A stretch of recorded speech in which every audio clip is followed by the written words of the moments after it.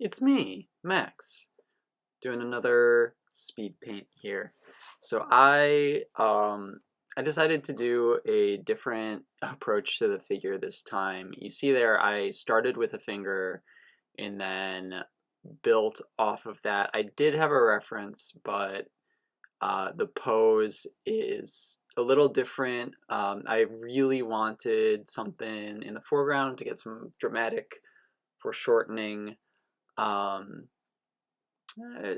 just different approach. Normally, I would construct the whole body first, but I think it was very interesting to start from a single point and then build off of that. A technique that I heard about to just give better silhouette read, get better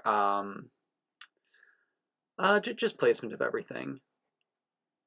So as typical of me, I do like 2, 3 sketch layers.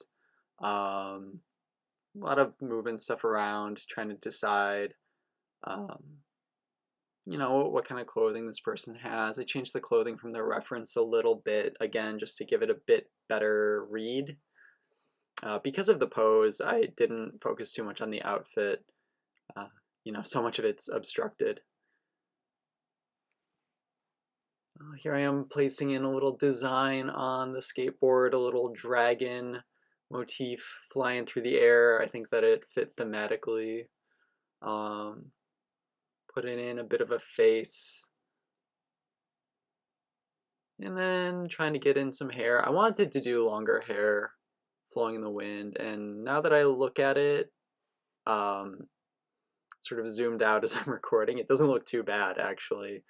But at the time, I really didn't like it, so I decided to do just shorter hair with an undercut, still floppy enough to show the movement. Needed some good skater boy hair. Here I'm putting in the dragon design. I thought that this guy would like, I don't know, maybe he picked out this skateboard and he's like, whoa, it's got such a cool dragon design, but it's really rather silly. I saw sort of a drawing of one of these long dragons where the both of the eyes were on the same side of the head. It was the silliest thing, and I kind of wanted to do something akin to that with the big Google eyes. Here I am putting in colors and shadows, and I changed the shadows entirely. So you'll see that in a little bit.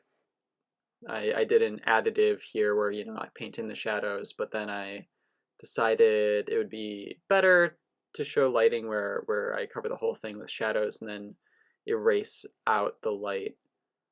Putting in some clouds back here because I need a good sky.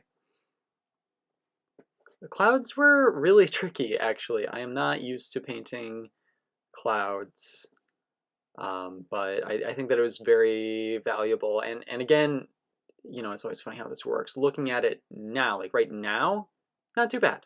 I probably could have just left it like this. I definitely overworked it. It gets a little too blocky, a little too, uh, you know, these hard edges. And it only gets harder edges as it goes on, but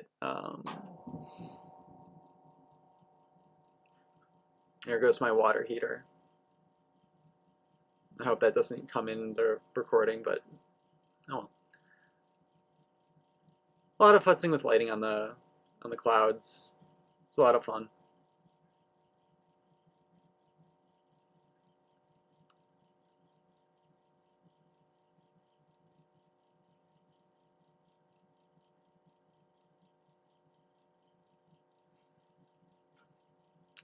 Tweaking the environment a little bit. I didn't want it to be overwhelming. I thought about putting in some other light sources like windows, decided against it. Just be too distracting. I think that the soft purples work. Oh, here's the shadow. Yeah, that's way more dramatic. I probably could have kept it darker. Again, I keep my screen brightness so low because of my sensitive little eyes. So when I turn up the brightness, it all looks so different. There we go. I imagine this guy's probably gonna, crack open his head, but have fun doing so. Thank you so much for watching. Hope you enjoyed. Leave a comment, subscribe. See you next time.